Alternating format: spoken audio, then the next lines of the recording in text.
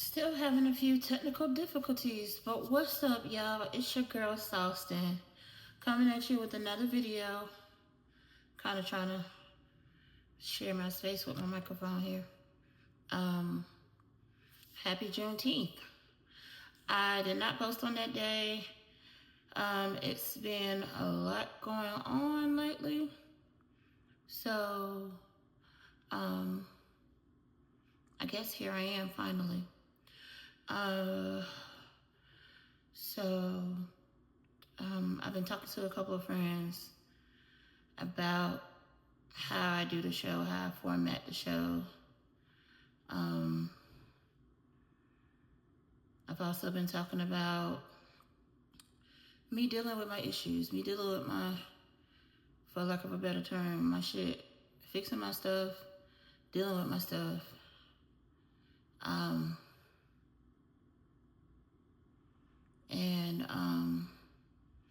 In the last couple of days, I actually watched an episode of Star, and it brought up some things that I guess I never talked about or never felt comfortable talking about.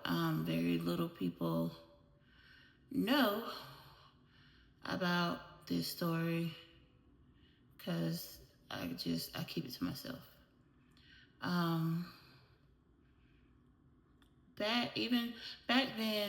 Back a couple years ago, when the Me Too movement started, because I don't believe it's over. Back when the Me Too started, I posted #MeToo. And my mom asked a couple of questions. I didn't really have no answers for her. I didn't give any. I really didn't think that I could or should. Man, I hope this doesn't look crooked for y'all. I told a story to a man in my life, and he laughed it off as if it wasn't what it was, and it made me stuff it down and made me feel like I had no rhyme or reason or right to feel a part of that movement. And everybody had deeper stories, worse stories than I did. And I just didn't feel like I could really talk about it, or that I should talk about it, or I wondered if I would get judgment if I talked about it. But anyway, here it goes. We're gonna call this, Yeah, Me Too. We're gonna call this episode, Yeah, Me Too. I gave you guys an episode earlier in the week. So now I'm giving you guys your Thursday episode late. So back during the Me Too movement, let's just fast forward. So back when I was in college, I don't know if it was my first year or my second year.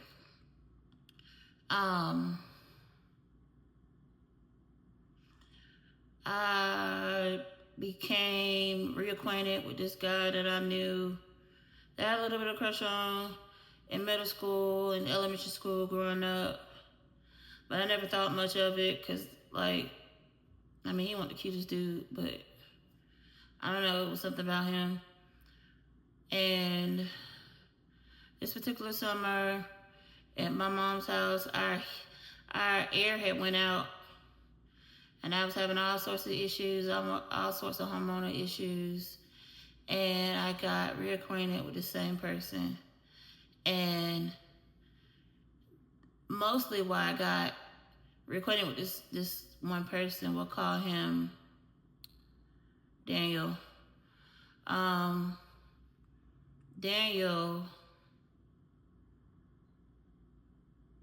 Daniel's sister, Daniel's younger sister, was my friend at the time. And I think I really just wanted to kick it with her a little bit. But of course, Daniel saw that as an opportunity to get close to me and started telling me how he had a crush on me and how he wanted me and how he always wanted to have kids with me. He was obsessed with having a boy. So he wanted our relationship to work out so we would have a boy. And mind you, this is my second year of college. I literally left exams this particular day to go meet up with this guy. Because he was like, I didn't want nobody else to be your first. It's got to be me. Yada, yada. So I said, okay. But I'm just like, I have morals. I'm a church girl. I was very much so into my spirituality, my Christianity, my relationship with God. And I was just like, I'm feeling hot to try. Probably going to do this like maybe one time. And then I'll probably never do it again because it's just not who I am. It's not what I really want to do.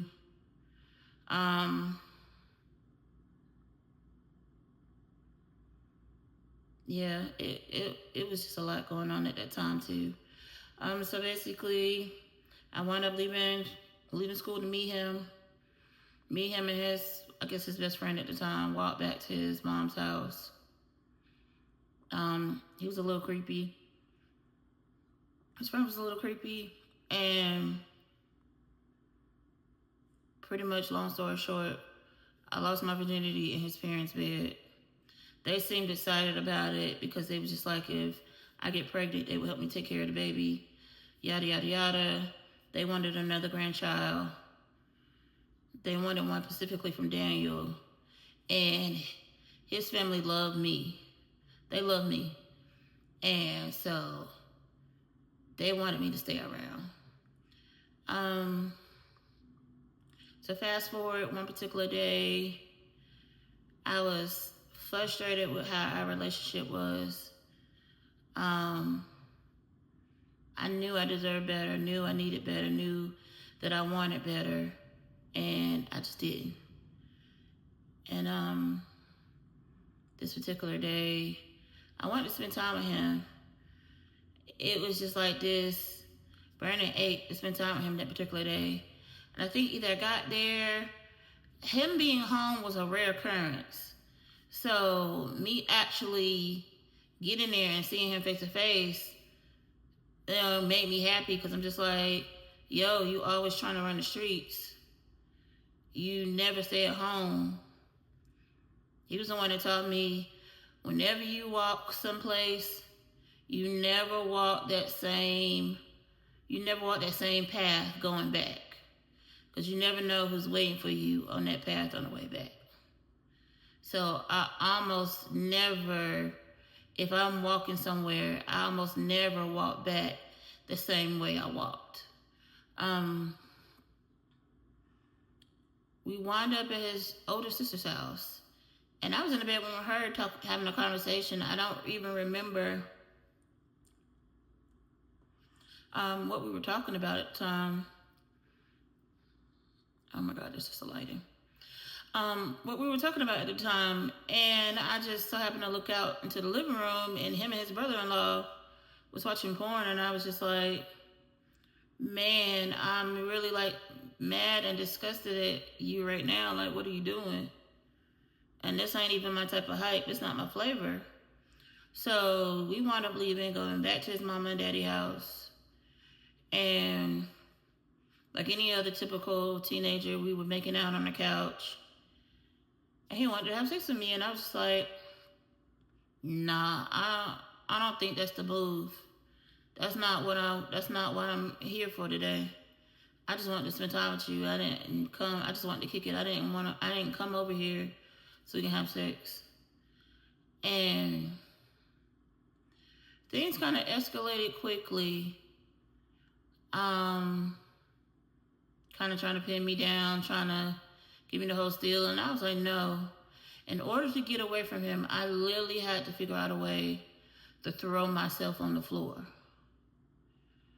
And as I'm crawling across the floor to the door, he's gaining on me, and he's trying to pull my clothes off.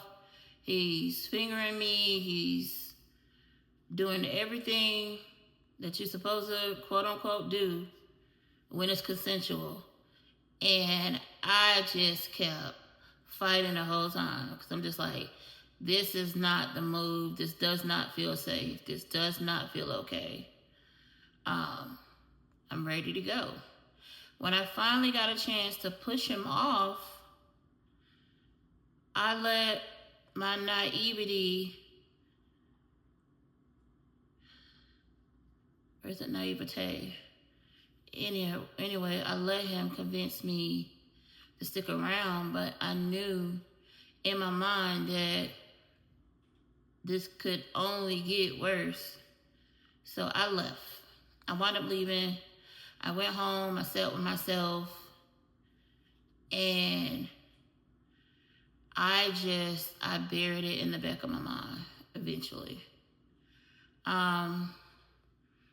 He became a little, I don't want to say verbally abusive, but yeah, kinda, because I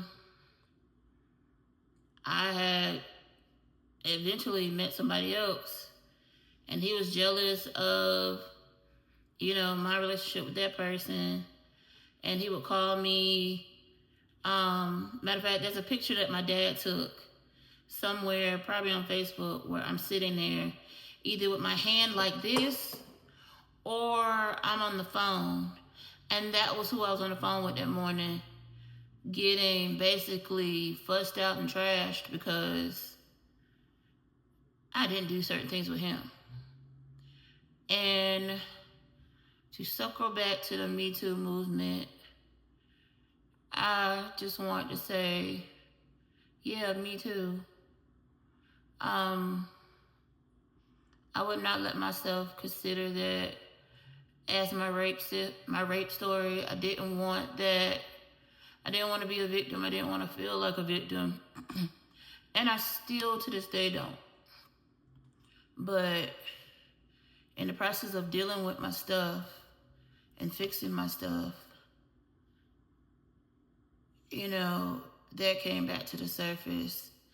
And I had to admit to myself that that was a rape situation. It was what it was. Nobody can judge me for that. And I need to own it. I needed to own it and deal with it. I was no longer gonna let people make me feel ashamed that that was my story. And I needed to own up to that being my story. So yeah. And I struggled with this even being one of the episodes. Because I know most people are used to me being funny or punny or humorous.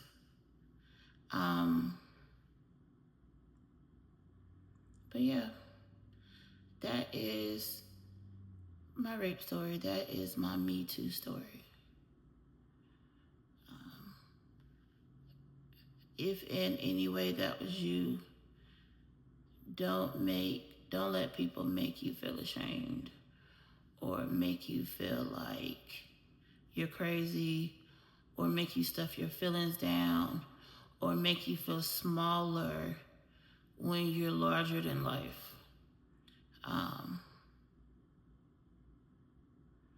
If you feel like you need therapy or you got a lot of issues and you're not in therapy, please do that. Please do that.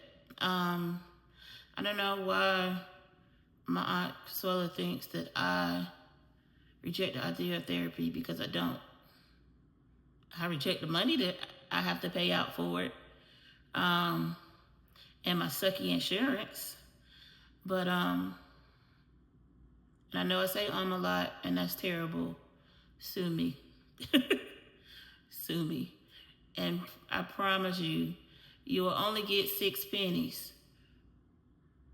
6 of my thoughts, 6 pennies. Okay? So we're gonna just call it a day. like, share, subscribe.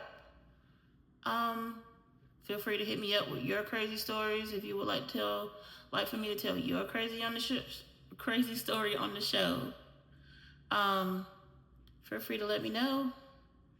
Other than that, you guys have a great day, and I'll see you next Thursday for the next episode of I Can't Make This Shit Up.